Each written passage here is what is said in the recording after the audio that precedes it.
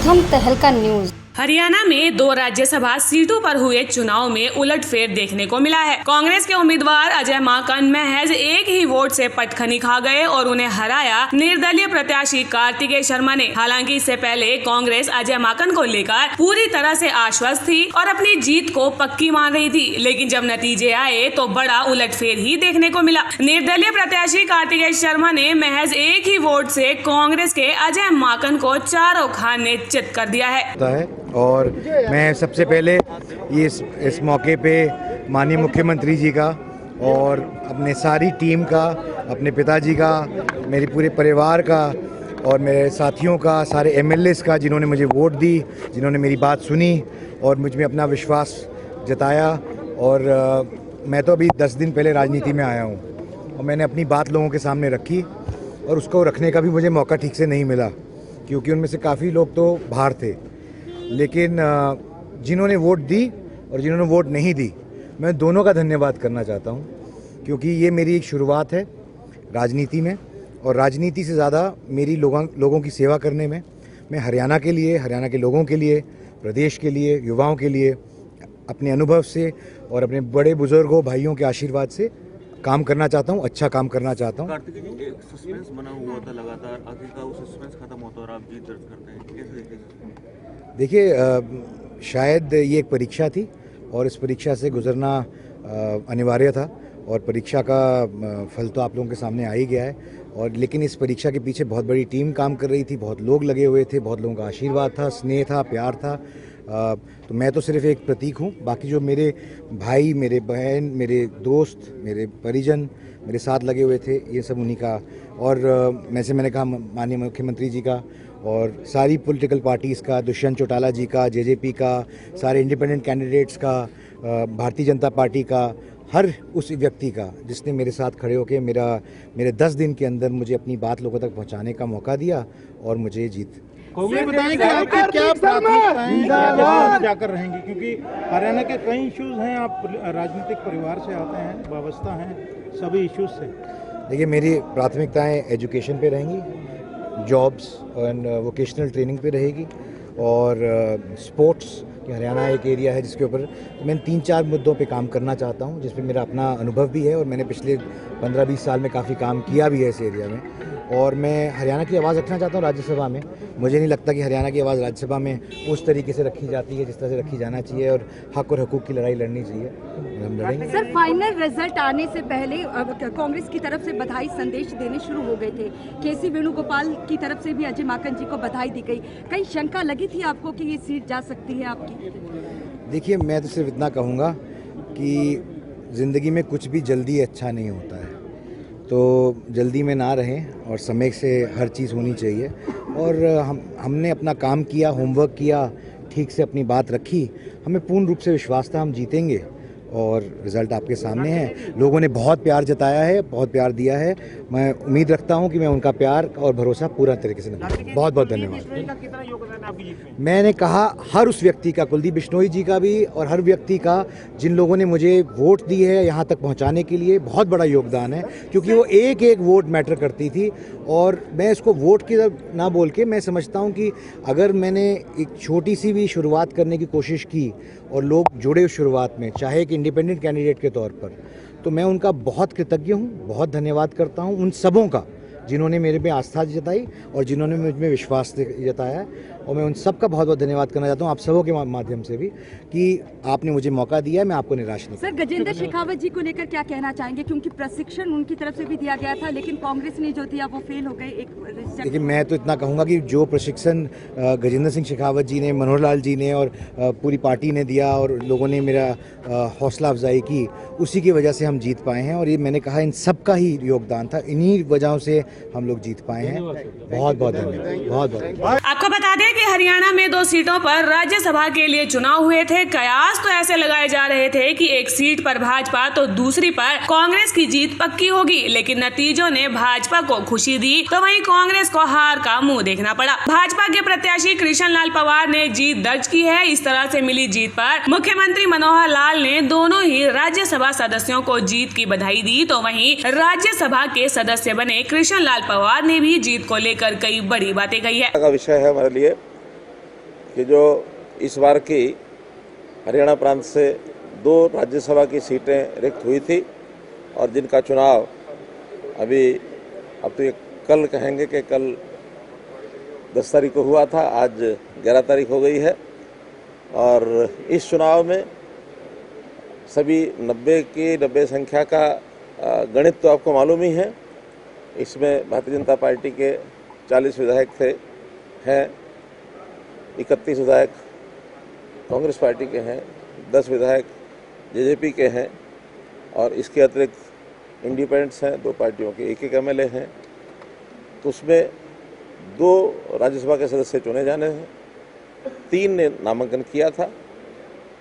तो उसके लिए मैं ऐसे सब विधायकों का जिन्होंने भारतीय जनता पार्टी का कैंडिडेट श्री कृष्ण पवार जी और हमारे इंडिपेंडेंट कैंडिडेट श्री कार्तिकेय शर्मा जी, इन दोनों को चुना है और सफलता दिलाई है, ऐसे सभी विधायकों को मैं हृदय से धन्यवाद देता हूं।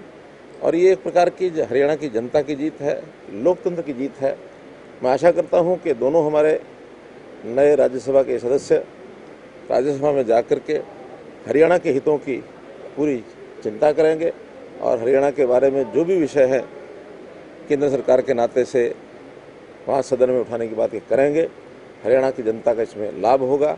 मैं पुनः जिन विधायकों ने भी हमें समर्थन दिया है और आज तो समर्थन दिया या नहीं दिया, 90 के 90 विधायकों को मैं आज बधाई देता हूँ, शुभकामना देता हूँ। देखिए, बहुत खुला वोट दिया उन्होंने और अपने अंतरात्मा की आवाज़ से दिया, उन्होंने कुछ छुपा के नहीं दिया। और निश्चित रूप से मैं कह सकता हूँ कि उनकी ज़रूर आस्था मोदी जी के, केंद्र की सरकार के जो नीतियाँ हैं, जो उपलब्धियाँ हैं, जो हमारी विचारधारा है, उससे प्रभावित होकर के ही किया होगा। उन्होंने इस बात की भी चिंता नहीं की कि कांग्रेस पार्टी उनके साथ क्या करेगी। लेकिन यही होता है कि राष्ट्रीय विचार के साथ जुड़ने का एक अवसर अपनी अंतरात्मा के हिसाब से उन्होंने वोट दिया। उनको भी मैं अपनी ओर से बहुत धन्यवाद करता हूँ। सर, अनुपात क्या रहा है जो दूसरी सीट पे चुनाव था कार्तिकेय शर्मा जी और उनके बीच में, अजय माकन जी के बीच में, अनुपात क्या रहा है सर? देखिए, इसका एक गणित होता है। एक कैंडिडेट ने वोट डाला नहीं और कांग्रेस के एक कैंडिडेट का वोट खारिज हुआ, कुल स्ट्रेंथ 88 रह गई। तो 88 में 1/3 से जो ऊपर आ जाएंगे वो 2 चुने जाएंगे, जो 1/3 से नीचे रह जाएंगे वो हार जाएंगे। तो 88 का 1/3 बनता है 29.34। तो 29.34 वोटों से दोनों ही फर्स्ट प्रेफरेंस और सेकंड प्रेफरेंस मिला करके हमारे दोनों कैंडिडेट रहे, जबकि कांग्रेस के 29 ही मेंबर रहे। इसलिए वो इतने ही मार्जिन से हारे हैं और इतने ही मार्जिन से हमारे दोनों कैंडिडेट जीते हैं। चर्चाएं ऐसी भी चल रही है कि रीकाउंटिंग हुई थी, क्या ऐसा कुछ हुआ था या पहली बार स्थिति साफ हुआ? क्योंकि हमारे जो पोलिंग एजेंट, जो काउंटिंग एजेंट बैठे थे, उन्होंने मुझे बताया है, हमारे सामने तो हुआ नहीं, लेकिन इन्होंने कहा कि एक बार कहीं उनको गणित ऐसा ध्यान में आया कि कांग्रेस का कैंडिडेट जीत गया है, उन्होंने बाहर आके डिक्लेयर भी किया। लेकिन वास्तविक गिनती जब सब हुई सामने, उनको लगा कि हार गए हैं, तो उन्होंने रिकाउंटिंग की डिमांड भी की। हालांकि रिकाउंटिंग के लिए लिख के उन्होंने नहीं दिया। ये हमारे जो पोलिंग एजेंट हैं, जो काउंटिंग एजेंट हैं, ये उनकी उदारता है। उन्होंने कहा ठीक है, अगर आपको लगता है कि दोबारा करने, दोबारा करा सकते हैं, क्योंकि बहुत कम संख्या 88-89 वोट ही थे। तो 89 वोट को गिनने में दोबारा 10 मिनट का समय लगता है, कुछ ज़्यादा नहीं लगता है। तो दोबारा गिना, तो जो पहले गिनती थी वही दोबारा हुई, उसमें कहीं कोई अंतर नहीं। आपने कहा था कि खेल को खेल की भावना से देखना चाहिए। राज्यसभा का चुनाव का सवाल था, आपने इसमें कुछ खेला हो गया जो एक वोट रद्द हुई कांग्रेस की? देखिए, अभी कांग्रेस के वोटर कौन रद्द हुआ इसके बारे में हमको मालूम नहीं है। हाँ, हमें मालूम नहीं है। और लेकिन मुझे लगता है कि कांग्रेस को लोग अपने आप ही बता देंगे, क्योंकि हर पार्टी के एमएलए का जो वोट है वो उनका एजेंट देखता है। तो हमारे सब जितने हैं, सबके सब ठीक निकले हैं। कांग्रेस का ही एक अगर जो कैंडिडेट है जिसने अपना मत का गलत उपयोग किया है, तो कांग्रेस के एजेंट जरूर जानते होंगे। तो कांग्रेस के एजेंट हो सकता है, आपको हमको किसी को भी बता दें। रिकाउंटिंग की स्थिति क्यों बनी, किस तरह का? मैंने बताया कि कन्फ्यूजन नहीं, उन्होंने कहीं ये समझ लिया कि उनके 30 के 30 वोट आ गए हैं।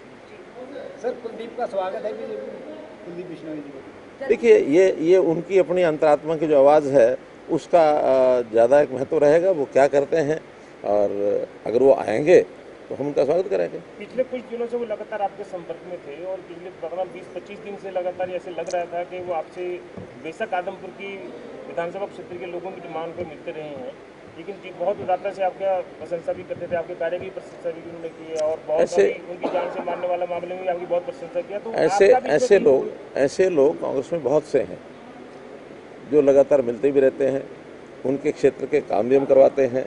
उनको कभी कोई कठिनाई आती है तो उस कठिनाई के लिए हम हमेशा साथ खड़े रहते हैं, क्योंकि आखिर तो अपने प्रदेश के विधायक हैं, हम उसमें कहीं कोई किसी के साथ भेदभाव नहीं करते हैं। तो इसलिए ये विषय कहना कि भी हाँ केवल वो मिलते थे, और बहुत मिलते हैं, लेकिन सबका हुड्डा साहब का भी स्वागत है। सर, कांग्रेस का एक वोट जो खारिज हुआ है उसका कहीं ना कहीं सीधे तौर पर फायदा भी मिला है। एक हफ्ते से ज्यादा समय लगभग कांग्रेस के विधायकों को ट्रेनिंग दी गई, लेकिन उसके बाद भी छोटी छोटी जो टेक्निकल गलतियां थी उनका ध्यान नहीं। बस टेक्निकल ट्रेनिंग जो होती है उसका एक अंतर होता है। उन्होंने 1 सप्ताह तक ट्रेनिंग दी, हमने 1 दिन ट्रेनिंग दी, तो हमारी 1 दिन की ट्रेनिंग, उनकी 1 सप्ताह की ट्रेनिंग, वो फिर फेल हो गए, हम फिर पास हो गए। ट्रेनिंग हमने भी दी है।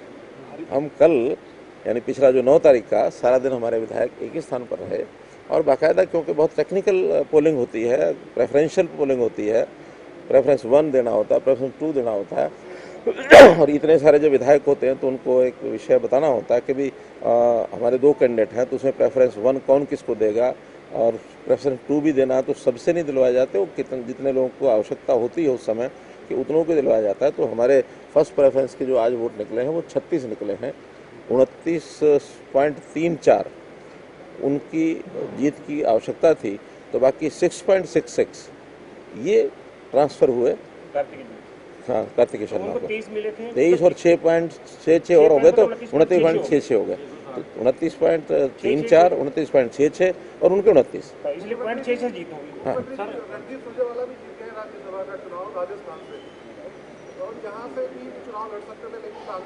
देखिए, ये अब कांग्रेस की इंटरनल बात हो सकती है, मैं उस पर कोई टिप्पणी नहीं करूंगा। हाँ, रणदीप सुरजेवाला चौके राज्यसभा में चुन के आए हैं, उनको बधाई जरूर देता हूँ मैं। सर, हरियाणा कांग्रेस के पेज पर सत्यमेव जयते भी ट्वीट किया गया है, अभी पहला वो आया कि विधायकों जीत की अपने विधायकों अजय माकन की जीत की बधाई दी है लगातार। तो पहले ही तो कंफ्यूज था, तो सत्यमेव मैं वही कह रहा हूँ ना, जो गलतफहमी उनको हुई है, जल्दबाजी में उन्होंने किया, उसी कारण से उन्होंने रिकाउंटिंग मांगी। लेकिन जब आप मतदान करके गए साहब, आपने उस पर भी बहुत विश्वास व्यक्त किया था कि दोनों सीटें जीतेंगे। तो मैं पहले दिन से कह रहा हूँ। तो वो उसका आधार क्या था? अगली बार 2 साल के बाद फिर चुनाव होगा, फिर भी जीतेंगे। तो उसकी एडवांस बताइए आपको। और अभी तो कितने जुलाई राष्ट्रपति 18 जुलाई को फिर से पोलिंग होगी और उसमें भी हमारे जितने भी वोट हैं वो जरूर लेंगे। तो आपकी एक विधायक की संख्या और बढ़ गई, इसलिए आपको बताइए। अब वो कैसे बढ़ेगी, क्योंकि वो कांग्रेस के एमएलए नहीं, वो तो एमएलए तो कांग्रेस के ही हैं, वो अपनी अंतरात्मा की आवाज से और कौन उनके हाथ जुड़ के आएगा देखेंगे। धन्यवाद, बहुत धन्यवाद। खेलो इंडिया।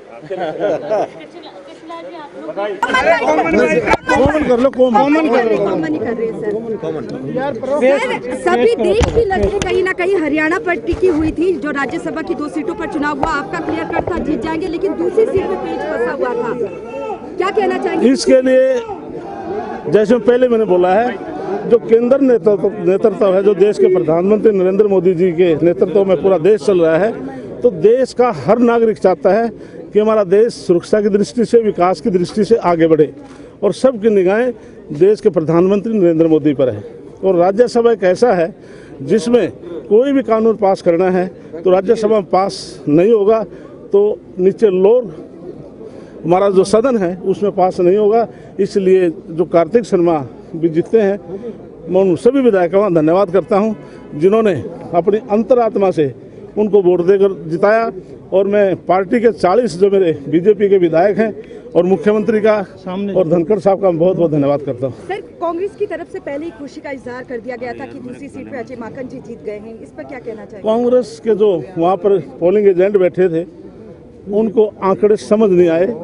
मेरे पास ही बैठा था जो व्यक्ति बाहर आया और टिक मार्क जो कर रहा था, वोट उनके 29 से 30 पे कर रहा था, तो कांग्रेस पार्टी को आंकड़े भी इनके संगठन के लोगों को नहीं आते। राज्यसभा चुनाव में एक वोट 100 के बराबर माना जाता है। चुनाव आयोग ने कांग्रेस का एक वोट रद्द कर दिया, इसलिए यहाँ 88 वोट ही बचे, यानी कि कुल मिलाकर 8800 वोट। कार्तिकेय शर्मा और अजय माकन को 29 यानी कि 2900 वोट मिले, लेकिन भाजपा के 66 वोट मिल जाने के बाद कार्तिकेय के वोट 2966 हो गए और इस तरह से उनकी जीत पक्की हो गई। प्रथम तहलका के लिए ब्यूरो रिपोर्ट।